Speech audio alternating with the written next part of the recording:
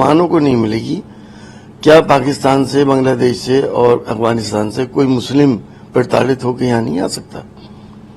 बहुत से ऐसे सेक्ट्स हैं जो अलग अलग हैं। तो हमारा तो उस वक्त भी ये कहना था कि आप इस सबको दे दिए, जो प्रताड़ित होकर आ रहा है उसकी पूरी इंक्वायरी हो, इंक्वायरी होने के बाद उसका चाल चलन देखने के बाद उसको नागरिकता मिल जानी चाहिए। आपने स्पेशली मुसलमानों को उसमें सेपरेट कर दिया कि साहब वो वहां बहुसंख्यक हैं, वो प्रताड़ित नहीं होते।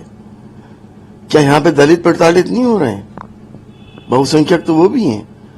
बहुत से ऐसे होते हैं कि सेक्स में जो एक दूसरे को प्रताड़ित करते हैं, अहमदिया मुसलमान हैं, प्रताड़ित नहीं होते क्या?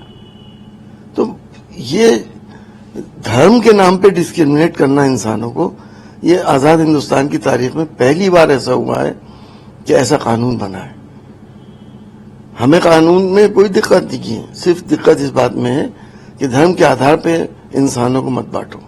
लेकिन उसमें पर्टिकुलर रिलीजन के लोग वहां पे प्रताड़ित हो रहे हैं और उसमें जो एक डर लोगों के बीच में, उन्होंने मेंशन भी किया, किसी को कोई भ्रांति में नहीं आना चाहिए, ये नागरिकता देने का कानून है, लेने का नहीं है। जो यहाँ रह रहे हैं उनकी नागरिकता पे कोई असर नहीं पड़ेगा। लेकिन उसके बावजूद भी एक डर सर है, क्योंकि 2019 में भी मुस्लिम कम्युनिटी की तरफ से बड़ा प्रोटेस्ट देखने को मिला था।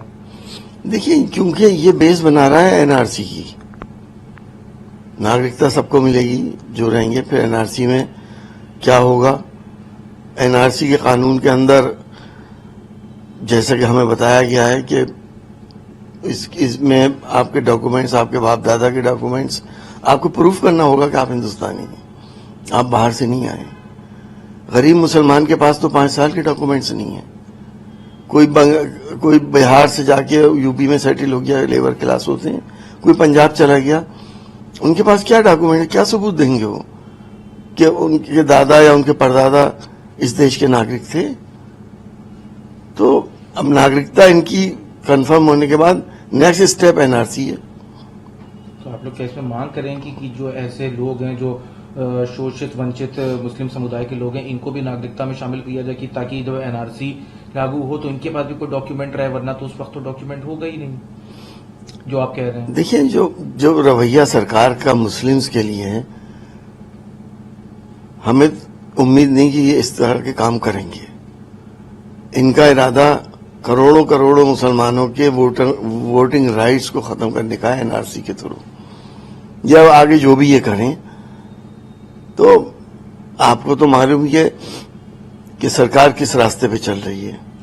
लेकिन ये कह रहे हैं किसी की नागरिकता नहीं जाएगी, उसमें नोटिफिकेशन में साफ साफ जाहिर है कि सीए से मिलेगा।